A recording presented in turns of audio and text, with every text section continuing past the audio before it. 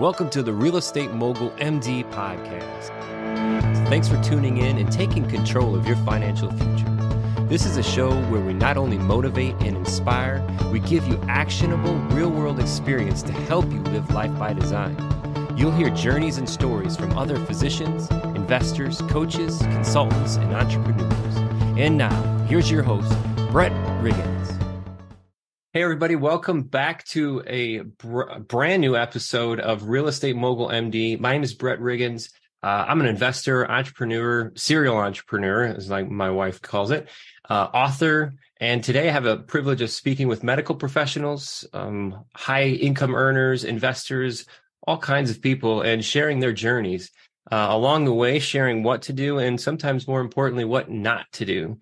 Today, I have the privilege of speaking with a retired plastic surgeon and now podcast host, Dr. Regina Nouh. Welcome to the show and thank you for your time and attention today.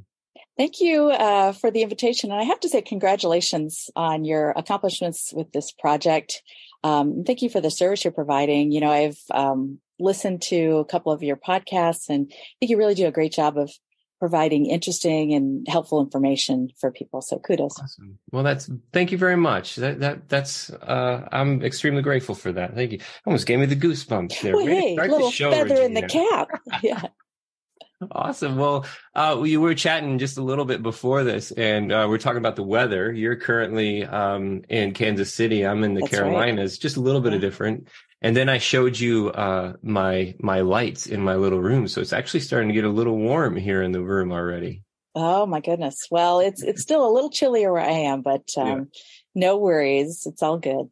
So I know you've got a lot going on. Thank you for your time today. A couple of podcasts as well as your journey, more than 25 years in plastic surgery as well, too. That's very cool. So why don't you tell us just a little bit about your medical journey, med school, residency, kind of like where that led you? Absolutely. Well, it's funny because I got into medicine because, way back in the day, I was interested in math and science, loved all that kind of stuff. And my dad was actually an OBGYN. And I was interested in child psychiatry. I thought that would be really interesting, or child psychology, actually. And he pointed out, if you got your MD, you'd be a child psychiatrist, and then you could perhaps do a little bit more for your patients. And so that was the reason I went to med school, enjoying math and science and then wanting an MD degree for a future career. But as I spent some time volunteering in a psych ward or two before I went to med school, I thought, you know what, maybe this is not for me. But by then I was getting interested in medicine in general, and I continued with my medical degree. I went to Washington University in St. Louis for my medical degree. And then I became interested in surgery. It's funny because during the third year of medical school is when you do your clinical rotations. And I did my surgery rotation first to get it out of the way because I thought, ooh, who'd want to be a surgeon? And I did it and I loved it. And I thought, oh my God, I've got to figure out how to get into this. And so as I was looking around at different surgical specialties, I happened upon plastic surgery. And at the time I assumed plastic surgery was only cosmetic surgery. But what I discovered was that there's just so much more to plastic surgery than that, all of the reconstructive things that we can do. And I did get interested in a side specialty of hand surgery because I had a mentor, even back in med school, who was a hand surgeon. And so I found a way to broach into a practice that would allow me to combine the mainstream plastic surgery procedures with hand surgery as well. So I did the full gamut of cosmetic surgery, breast reconstruction after cancer, trauma wounds, and then all the hand surgery as well, and really enjoyed all of that. And I settled in Kansas City for my practice. And so that's where I've been since. That's awesome. It's an exciting story. So moving from the kids into plastic surgery, and in your journey, did the working with kids ever come into play with plastic surgery at all? It did a little bit, but really to be good at that, at pediatric plastic surgery and taking care of congenital defects and things like that, you really have to devote your practice to that. And oftentimes that's through an academic setting, not necessarily, having to be that, but most times that is the case where you have a full team of people of different specialties who all come together to help that child with whatever defect that they have. But I was so interested in so many other things in plastic surgery. I didn't really want to narrow down to just the pediatric population. Right. So I ended up with a really nice, well-rounded practice. And I started out in one practice when I first moved to Kansas City, and that was not going to work out for me. And so about 3 years into that, I left that practice and joined up with two other plastic surgeons who had kind of left their practice and joined together. And the three of us together then created Monarch Plastic Surgery, which was the name of our group. And then we slowly added people after that. We got up to about 6 people in the practice. And that's pretty unusual for plastic surgery practices in private practice. Now, academics is a different story, but private practice, mostly in plastic surgery, it's just like one solo practitioner or maybe a partner. So to have 6 people in a practice is pretty darn unusual, but we did make it work. And in that particular instance, what was the biggest challenge that you faced in the private sector with 6 people, and what did you learn from it? Well, the nice thing about private practice was we could call our own shots in terms of how we wanted to run our business. That was very nice. We did not have a practice that was owned by a hospital, so to speak. And so we didn't have anyone else telling us, you have to see this many patients and do this much, or generate this much revenue. But early in practice, it was a little tricky getting onto insurance plans and being providers for different insurance companies. But that comes pretty, with time. And especially if there's a need in the area you're going, usually the insurance companies will let you on to their provider list. So we had a really nice balance of cosmetic surgery, which is self-pay, and then reconstructive surgery, which is insurance pay. And so we were able to balance the income pretty nicely between those two. But to get to your point, one challenge that we had was, how do we compensate ourselves in this practice? We have 6 different practitioners. We each have our own patients, our own practice essentially, but we are a group. And, we were partners except for the youngest members coming on who were gearing up to become partners. And so we had a really unique situation in terms of how we compensated ourselves.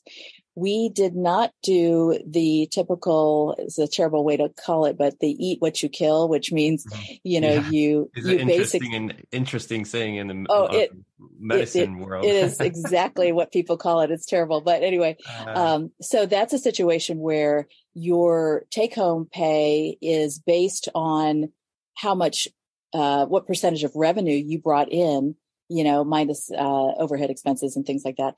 But we all, had a unique situation. We had the same work ethic. Everybody just busted their butts to work hard and make this practice a good practice and take care of our patients. And so we just split everything down the middle. Interesting. And that worked well for a while, but it was a little tricky at times because we would have just natural gravitation of some practices becoming more fully cosmetic and other practices staying more reconstructive. And given that, the insurance pay is not as nice, if you will, as the cosmetic self-pay cases. And so there became a little bit of discrepancy here and there in terms of who is bringing what in. And it wasn't that someone wasn't working as hard. It's just that the reimbursement for those particular procedures may not be as high as some of the cosmetic procedures. Yeah, it's interesting. Have you heard of the financial principle called Pareto's principle? I haven't. I may know of it, but just not know the name. You may have heard it. So 80-20, it's also called. And it just states that 80% of your, in this particular scenario, 80% of your revenue is generated by 20% of your practice, right? Oh, yeah, So right. it makes the question I was going to ask, and I do apologize, my camera went out here, so No you got worries. no picture. But Yeah. the question I want to ask is in that arrangement of six people, with the idea of the Pareto's principle of, say, more than likely the top 20% of the partners may have been producing the 80% of the revenue. Did you see that come close to that at all? I know you said it was kind of evenly balanced. Yeah, I don't think it was 80-20 by any means. But yes, there did start to be some skewing, if you will, of certain partners generating somewhat more income to the practice than others. And again, Right. it was not based on how many hours they worked or days they worked. It was just based on the natural reimbursement of certain cases. Right. And so as I was leaving, because I did retire from practice, they were trying to figure out how to do some maybe minor adjustments in terms of bonuses and that kind of thing to sort of compensate here and there. But we also respected the fact that just because, partner X is not generating as much revenue as partner Y, there may be other things that partner X brings to the practice that helps partner Y keep going with their level of productivity. Yeah. So, we start to think about, we took a lot of emergency call, trauma call in our practice. And, there were other administrative duties in the practice that needed to be taken care of. And some partners would do more of that than others. And we generally found a way to try to make things feel relatively even. And, a lot of it comes down to your attitude as well. If you are of the mindset of me, then you're probably not going to be doing very well in a practice of six people. Yeah. But it generally worked for us. There were glitches and, shuffling of situations here and there, but for the most part, it was a pretty good system. So. That's awesome. And coming down to picking the right people with the values that align, really, yes, in order to make that run parallel, and reach everybody's goal. So congratulations on that accomplishment. Actually, it's hard to do too. Yeah, I imagine. What's the greatest achievement or opportunity that you've had so far? It's kind of a vague question. Well, let's see. I think a couple things. First of all, I feel like I had a very successful practice where I really felt like I helped people. That kind of stays with me. And it translated to me making a good living as well. And then the second thing that I've accomplished is sort of on the other end of things. And that is, for lack of a better way to put it, successfully navigating retirement from practice. That looks different for everybody. There's not a set plan. But I worked it out. So timing wise, I retired a little earlier than some people do. And so I felt like I was going out on top, so to speak, but also when the finances made sense for me. My husband and I didn't have children. And so we didn't have the same kind of financial pulls as other people might have in my situation. And the other thing was just trusting myself in terms of figuring it out. I had made the plan to retire. It turned out to be right about the time that COVID hit.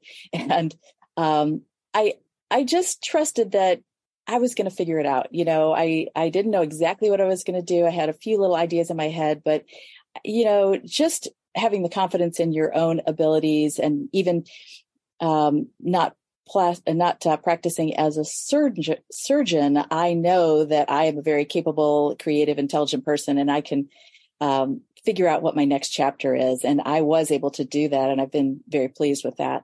So,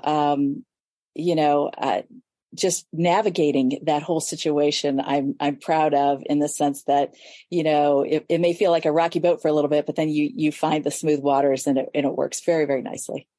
Staying the course. Yes. Stay the course. Yes. So the retirement plan, I've actually heard this a couple times today in my conversations, and it makes me think, during the education career in medicine, and then recouping from the cost of that, and then hitting this plateau of where there are some set feelings of what someone in medicine should own, those kinds of things. So kind of like battling this journey.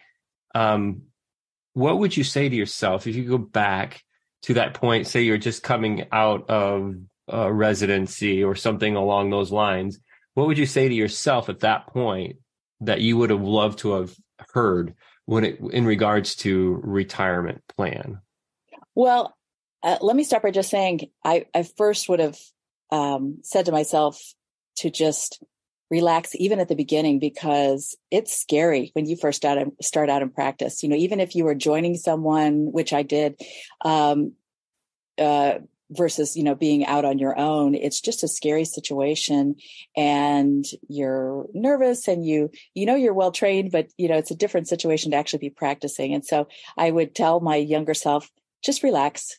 It's gonna, you're gonna figure it out. It's gonna work out, and it usually does. And actually, that's always been my attitude in life anyway. But the second thing is, I'm gonna just switch over to investments a little bit, because I did have several investments I made. I was generating a decent income throughout my practice, and you want to do something with your money besides just put it in the stock exchange or this or that. So got into some real estate investments with some then partners and other trusted people that I knew, and generally most of those worked out pretty well, but sometimes they didn't. And so my advice would be careful about the investments that you put your money in. Don't rush in without doing enough research. Part of the problem is, as a physician, as a surgeon, you just don't have a lot of time. You don't have a lot of spare time.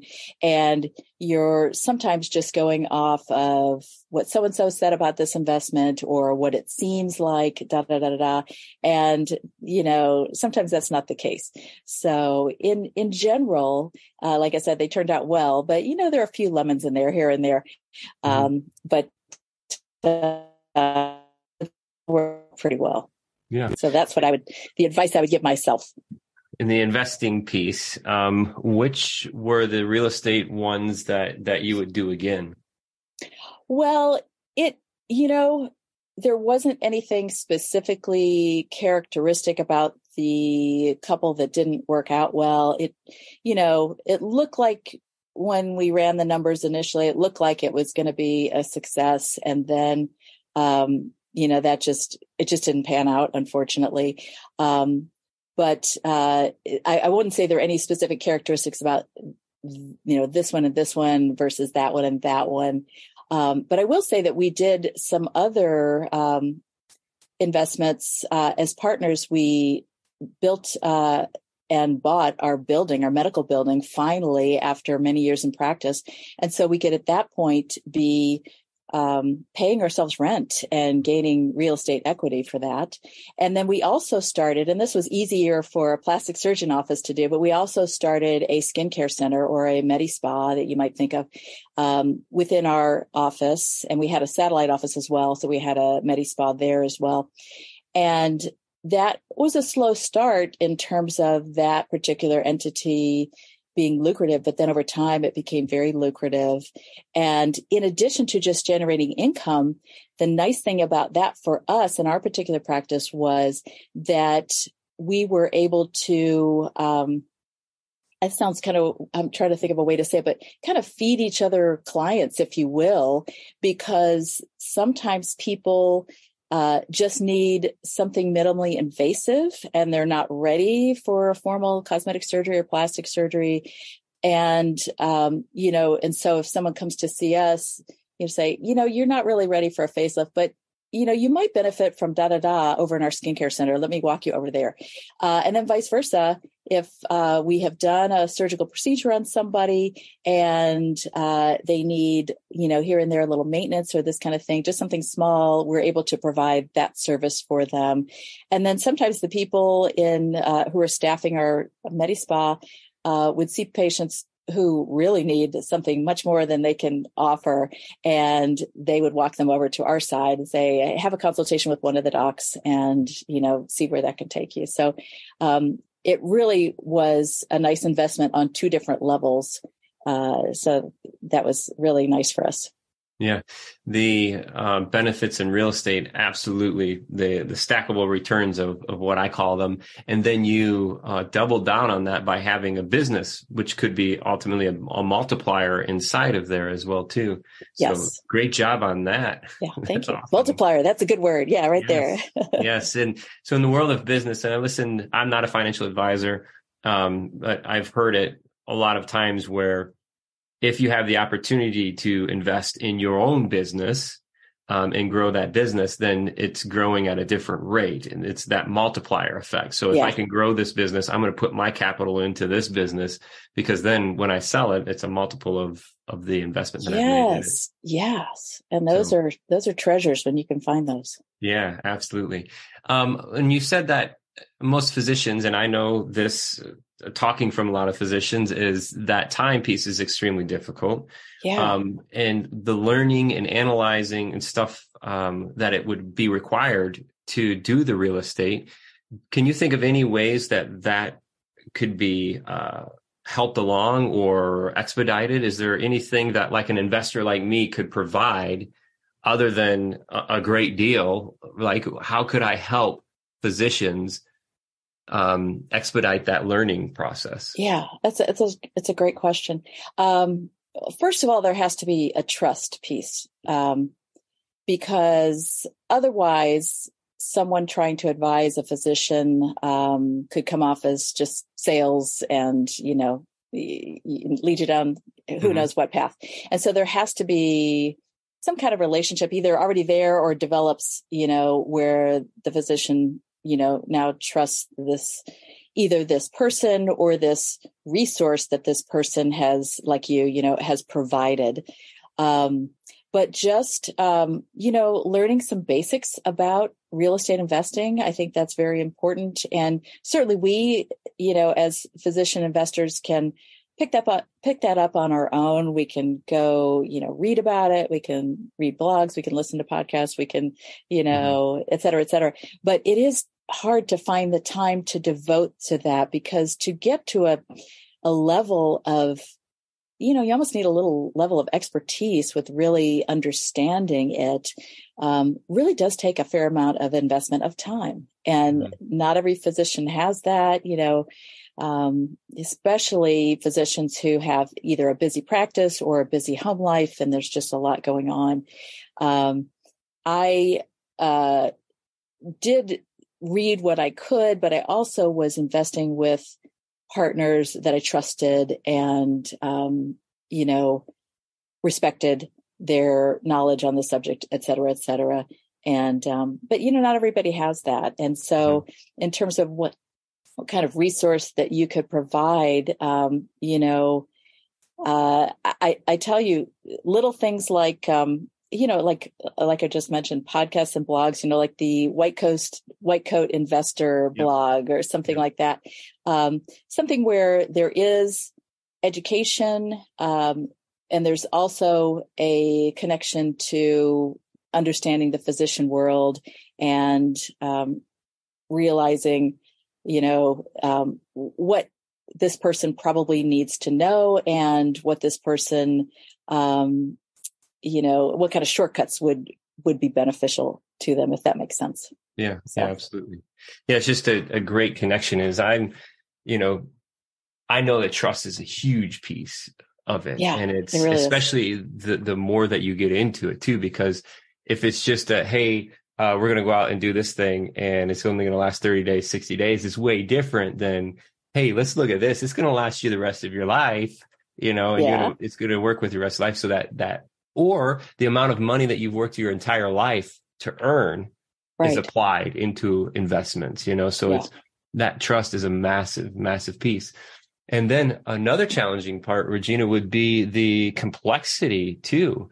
If almost the complexity of real estate investing in itself is like Absolutely. there's so many different ways. There's so, like Yeah. in your particular case with the practice, owning the commercial building, like new Yeah. build, that's a thing Oh, in yeah. itself. And then Yes. managing the property. So there's so much to that. And then like bring it all the way back down to like single family Hmm. residential may be the easiest. Hmm. So maybe like there's a way of just simplifying it, but it comes from having that trust. The trust Hmm. is massive, and like, It's the keystone, really. yeah, And it's the for the physician looking at it, it's the safest place to start, and then you feel like you can build from there and learn from that point on, but at least feel comfortable taking out a little bit of the uncertainty, not uncertainty in terms of investments, but uncertainty in terms of whether or not information is reliable, trustworthy, da da da da. If you've got that as a basis, then the learning is so much easier. It's so much more pleasant. You're not second guessing as much. So it really does. That trust piece does make a difference. that's awesome. Yeah, absolutely, completely understand that. I'm not a physician, and I started my real estate journey fixing and flipping houses, and that's how we went from just figuring out how to do that first one, investing in ourselves, doing Yeah. masterminds, up to doing 6 flips at a time and, Wow. recording stuff. And it was fascinating. But how we started working with physicians and how Real Estate Mogul MD came about was we worked directly with physicians as private lenders. So a lot of times, and we used OPM, you've probably heard that before, other people's money. And There you it go. was a lot of listeners have probably seen this scenario where it's just like I call it flipping the script. I would work with a physician and I would make them the bank. So we would execute a promissory note and a mortgage, and then I would have insurance. They would be listed as additional payee on the insurance a day of close. Ah, So they wow. became the bank, and I provided the service for them. And it was a debt relationship and loan money, and then we would pay them an APR interest on it. It's a great situation. It was like nitrous oxide for my company. Because, Yeah. when we started this, I didn't have a penny. I didn't have anything, Oh but I was gosh. hungry and I Yeah. kept You have fighting the and just, drive. yes. And my background before that is architectural engineering, construction management engineering. And I had a design build company. And so I was always hands Very on. cool. Yeah, Yeah. and doing that. So that's where our journey came from. But the trust was, I that see. piece that we were talking about was, Yeah. hey, I've got this great deal, Regina, and the purchase price is $500,000. How would you like to hear about this? Right. So Yeah. it's got to be this level of trust. But if I Yeah. have that proven system in place Yeah. and I have years of results and of experience, so I can show this to you Yeah. and say, okay, this is what's going to happen. This is how it happened before. And this is what we're projecting for this time. It Yeah. helps out a lot, It's really great. I mean, because you're exactly right. When you are making that pitch to an investor, you do not want the hair on the back of their neck to go up. You Yeah. want them to feel comfortable and like you are a solid person who clearly knows what's going on. You've got a good track record and, you're worthy of their investment. So I think Yeah. that's great. And if in your experience for the younger physicians who are listening, maybe in med school too, if they were approached by a real estate person and said, hey, I've got this great idea, and that trust wasn't there yet, maybe even the results weren't there yet, this person's new, would you have any suggestions for that physician who may be, looking at whether it's A, B, or C types of investments, judging that person, It's very, very hard because you are enthusiastic at that point and this money is coming in the door and you're not sure what to do with it, but you need to do something with it. And then this person presents themselves to you and you're like, I don't know. So my advice would be, just, be a little, cautious to some degree. I would research not only that person, if you possibly can, references that they have. I would research the types of investments or deals that they are discussing, because many times for an inexperienced investor, that may be the first time they've heard about that type of investment. So learn about that, read about that, follow the track record, the paper trail of what that type of investment may or may not result in. And the third thing would be seek out some older physician mentors. You're not going to, as a young physician, you're not going to be the first person who's ever considered investing in real estate or some other type of investment that is presented to you. So, go out to coffee with, Dr. So-and-so who, has been around the block a few times, and see what they have to say. And, that might open your eyes to even some newer ideas that you hadn't even thought about in terms of investments. But they may lead you right back to this person who is presenting something pretty great to you. Mm-hmm. So that's what I'd say. That's great advice, Regina. Thank you for that Well, very you're much. welcome. It makes me think of a book called The Richest Man in Babylon. I don't know if you've heard that book. I've not. Heard of that book? Very interesting. It's a quick read. And in it, there is a piece. I'm going to do a horrible job of just summarizing it, but so a gentleman, say he's the richest man in Babylon, has, heirs, has children. And a part of being able to pass the wealth on to his children was they had to prove themselves. They had to make sure that they had the experience and the ability to manage that type of responsibility. And in the part of the process, I think he gave the son so many, shekels of gold or something like that. And he ended up losing all of it. And I think when the father asked, how that happened, he had gotten advice from somebody who had no idea what they were talking about, right? And the idea of, taking investment, Bitcoin investing advice from a bricklayer or something like that. Right. Unbeknownst, the bricklayer could be working on somebody's house that does a lot in Bitcoin, but you just never know. So just be careful, who it is that you're listening to. But that was some great advice. Absolutely. Hey, for the listeners out there, what are you working on right now? I mean, what are some ways that they could, follow Regina? Yeah.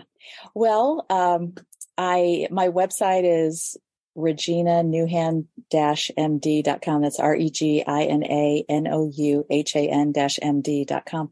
But I'm working on 2 podcasts right now. One is the main one that I do, which is an educational podcast about plastic surgery, just designed for the public. There's so much misinformation out there, and I just, it's a labor of love. It's not sponsored at this point. I just want people to understand what plastic surgery is about, all different aspects, cosmetic and reconstructive. It's called Plastic Surgery Decoded, and it is available on all podcast apps and platforms right now. Congratulations on that one, though. I mean, this is into season 4 on this, and you've got 70 episodes. 70 episodes. Posted. I Yes, know. congratulations. It's a lot of talking. Yeah, that's awesome. So, the first 40 episodes were just me talking about subjects as I would to a patient in the office. But then I was running out of topics, so I decided to start some interviews. And so I've been interviewing my plastic surgery colleagues from around the country, and that's been a lot of fun. That's exciting. And then my second one is just stemmed from a personal interest in visual art. And a friend and I, his name is Dwight Smith, are both interested in visual art and collect art. And so we have a podcast to highlight local and regional Midwest artists and art events and art institutions, and also to teach people about visual art. And that's called Art Moves. And the podcast is Art Moves - the podcast. We also do some videos as well, Art Moves on YouTube. And they're just designed to kind of showcase what the Midwest has, to offer in terms of visual art. And then I do a lot of volunteering. I volunteer for a food kitchen and a school and public radio and all sorts of cool stuff. And I'm enjoying life. I really, really am. So this chapter 2 stuff is pretty cool.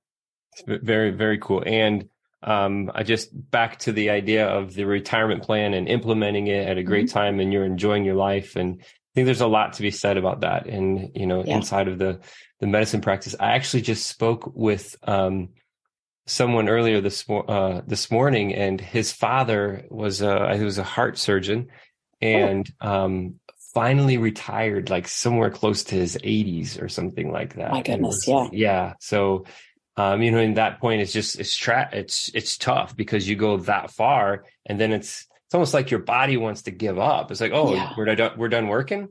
Well, Okay. I'll tell you one thing about that, and it's very common in physicians.